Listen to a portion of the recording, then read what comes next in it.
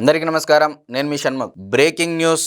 రాయలసీమ నుంచి నలుగురు మాజీ ఎమ్మెల్యేలు లోకేష్ గారితో టచ్లోకి. మరి ఒక్కసారి వివరాల్లోకి వెళ్ళేటువంటి ప్రయత్నం చేస్తే ఇప్పుడున్నటువంటి పరిస్థితులు అంటే 2008 డీలిమిటేషన్ అనేది నడుస్తూ ఉంది. మరి 2026 అంటే సెన్సెస్ అయిపోతే జనాభా గణన కులగణన అంతా అయిపోయిన తర్వాత ఒకవైపు సర్వ్ జరుగుతూ ఉంది, స్పెషల్ ఇంటెన్స్ రివిజన్ జరుగుతూ ఉంది. మరి ఇవన్నీ అయిపోయిన తర్వాత 2027 సంవత్సరం లోపల ఆల్రెడీ కేంద్ర ప్రభుత్వం అంటే భారతీయ జనతా పార్టీ ఈ బిల్లును మరలా ప్రవేశపెట్టి ముందుగానే ప్రధానమంత్రి ఆర్థిక సలహా మండలి ఇచ్చినటువంటి సిఫార్సుల మేరకు డీలిమిటేషన్ అనేది పక్కా జరగనుంది.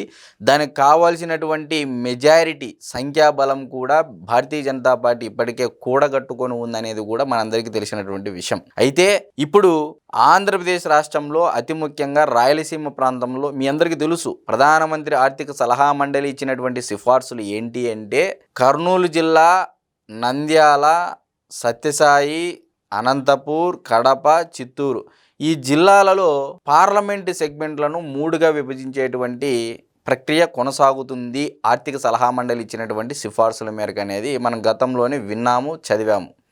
మరి ఇటువంటి పరిస్థితుల్లో రాయలసీమ ప్రాంతంలో ఇప్పుడు ఆశావహులు ఎక్కువ అయ్యారు. వైఎస్ఆర్సీపీ పార్టీలో మాకు న్యాయం జరగలేదు అన్నటువంటి అసంతృప్తులు. మీకు ఫర్ ఎగ్జాంపుల్ చెప్పాలి అంటే కొండా విశ్వేశ్వరరెడ్డి గారు ఉరవకొండ మాజీ శాసనసభ సభ్యుడు, వైఎస్ఆర్సీపీ పార్టీకి సంబంధించినటువంటి అభ్యర్థి. మరి విశ్వేశ్వరరెడ్డి గారు ఇదే రాయలసీమ ఎత్తిపోతల పథకం అనేటువంటి కాన్సెప్ట్ మీద కూటమి ప్రభుత్వాన్ని పొగట్టడం అంటే ఆల్రెడీ జగన్మోహన్ రెడ్డి గారి సర్కారు మీద, జగన్మోహన్ రెడ్డి గారి పార్టీ మీద వ్యతిరేకత ఉండడంతోనే కదా ఆయన ఈ మాటలు మాట్లాడినటువంటి గుసగుసలు కూడా సొంత పార్టీలో వినపడడం అనేది ఇక్కడ ఆశ్చర్యపడాల్సినటువంటి విషయం.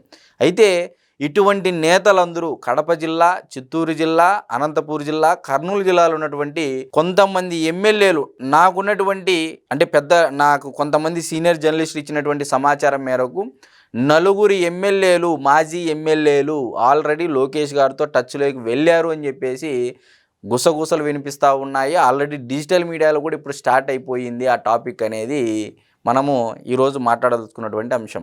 మరి ఒకసారి మీరు గమనించుకున్నట్లయితే ఈ 4 జిల్లాలలో ఉమ్మడి కడప జిల్లా అనేది వైఎస్ఆర్ కడప జిల్లా అనేది కూడా నామకరణం చేశారు చంద్రబాబు నాయుడు గారే. మరి ఈ వైఎస్ఆర్ కడప జిల్లాలో డీలిమిటేషన్ ప్రకారము ఒకవేళ అంటే 2008 డీలిమిటేషన్ ప్రకారం మనం నెంబరింగ్ చూసుకున్నట్లయితే 124 నుంచి మొదలయ్యి 133కు ఎండ్ అవుతుంది ఈ జిల్లా. అంటే కాన్స్టిట్యుయెన్సీ 1 నుంచి 175 లాస్ట్ కుప్పము. మరి ఉమ్మడి కడప జిల్లా మొదలయ్యేది వచ్చేసి 124 నుంచి 133 నెంబర్కు ఎండ్ అవుతుంది.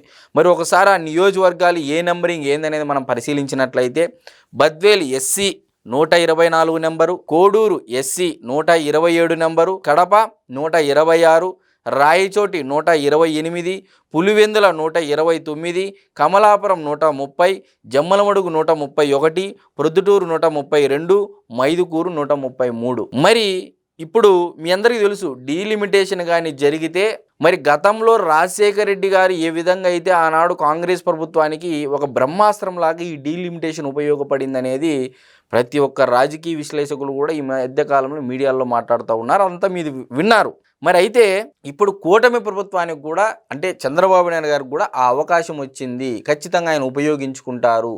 సో అటువంటి పరిస్థితుల నేపథ్యంలో ఈరోజు పులివెందులు అనేది ఇప్పుడు జనరల్ ఉంది, ఎస్సీ చేయాలని చెప్పేసి ఆల్రెడీ ఒక ఆలోచనలో ఉన్నారు అని చెప్పేసి కూడా అది కూడా డిజిటల్ మీడియాలో యూట్యూబ్ ఛానల్లో కూడా ఇప్పటికే విశ్లేషకులు మొదలుపెట్టారు.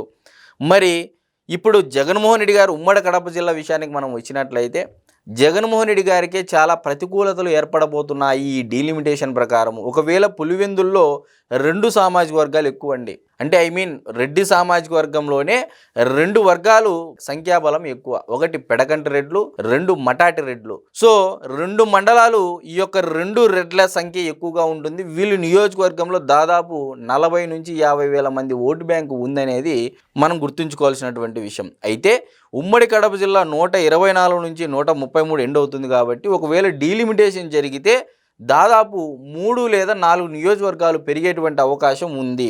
సో ఇప్పుడు జగన్మోహన్ రెడ్డి గారి విషయానికే మనం వస్తే వేంపల్లి అనేది ఒక కొత్త నియోజకవర్గం ఏర్పడితే డెఫినెట్గా అక్కడ ఆల్రెడీ రాజారెడ్డి గారిని అంటే మర్డర్ చేసినటువంటి వ్యక్తులైనటువంటి పార్థసారథి రెడ్డి గారు రెడీగా ఉన్నారు ఎమ్మెల్యే అభ్యర్థిగా అని చెప్పేసి కూడా ఆల్రెడీ నిన్న మొన్న కూడా ఆయన మీడియాలో కూడా ఏబీఎన్కి సంబంధించినటువంటి డిబేట్లో కూడా చెప్పడం జరిగింది. మరి ఒకవైపు జమ్మలమడుగుకి వెళ్తే ఆదినారాయణ రెడ్డి గారు ఉన్నారు, మరొక వైపు బద్వేలుకి వెళ్తే ఇప్పుడు ఏకంగా మంచూరు సూర్యనారాయణ అని చెప్పేసి ఒక బలమైన క్యాండిడేట్ని ఇన్ఛార్జిగా ప్రకటించడం జరిగింది. మరి ఏ కాన్స్టిట్యుయెన్సీని జగన్మోహన్ రెడ్డి గారు ఎంచుకోవడం జరుగుతుంది ఒకవేళ పులివెందులు కానీ ఎస్సీకిస్తే? సో ఇలా ప్రాతిపదికన ఒక జగన్మోహన్ రెడ్డి గారి నియోజకవర్గంలోనే ఇన్ని ప్రతికూలతలు ఉంటే మరి చాలామంది నియోజకవర్గాల్లో ఏమి జరుగుతుందనేటువంటి కొంతమంది అర్థం కానటువంటి మాజీ ఎమ్మెల్యేలు, వైఎస్ఆర్సీ పార్టీకి సంబంధించినటువంటి ఎమ్మెల్యేలు ఆల్రెడీ లోకేష్ గారితో టచ్లోకి వెళ్ళి ఈ ఆశావహులంతా మాకు కూడా అవకాశం ఇస్తే డెఫినెట్గా మేము కూటమికి ఈసారి గట్టిగా పని చేయదలుచుకున్నాము. సో వైఎస్ఆర్సీపీ పార్టీ పని కేల్కతం దుకాన్ బంద్ అనేటువంటి దిశగా కూడా సొంత పార్టీలోనే చర్చలు జరుగుతూ ఉన్నాయనేది కూడా ఆల్రెడీ మీడియాకు లీకులైనటువంటి విషయం మనందరికీ తెలుసు. మరి ఈ విషయంపైనే ఈరోజు మనం విశ్లేషణ చేసుకునేటువంటి ప్రయత్నం చేశాం. సో నేను చెప్పేది ఏంటంటే డెఫినెట్గా ఆల్రెడీ పెద్దిరెడ్డి రామచంద్రారెడ్డి గారు సైలెంట్గా ఉండిపోయారు, పెద్దిరెడ్డి మిథున్ రెడ్డి గారు సైలెంట్గా ఉండిపోయారు. మరి అనంతపురం జిల్లాకు వస్తే కేవలం తోపుదుర్తి ప్రకాష్ రెడ్డి గారు, కేదిరెడ్డి వెంకటరామరెడ్డి గారు తప్ప మిగతా చాలామంది కూడా అసలు అంటన్నట్టు పార్టీతో వ్యవహరించడము. ఇటు వస్తే కర్నూలు జిల్లాకు వస్తే నాకు తెలిసి చాలామంది వైసీపీకి సంబంధించినటువంటి నాయకులంతా సైలెంట్ మోడ్లోకి వెళ్ళినటువంటి పరిస్థితి. ఉమ్మడి కడప జిల్లాకు వస్తే మీరు చాలామంది అంటే జగన్మోహన్ రెడ్డి గారి ప్రభుత్వంలో మాకు న్యాయం జరగలేదన్నటువంటి వైసీపీ అసంతృప్తి అంటే మాజీ ఎమ్మెల్యేలు కూడా ఆల్రెడీ టచ్లోకి వెళ్తున్నారు అని చెప్పేసి కూడా గతంలోనే మనము దీనిపైన వీడియో కూడా చేయడం జరిగింది. సో ఎట్టకేలకు నారా లోకేష్తో టచ్లోకి వైసీపీ ఎమ్మెల్యేలు అనేటువంటి అంశం మీ ముందు ఉంచేటువంటి ప్రయత్నం చేశాం. అందరికీ నమస్కారం.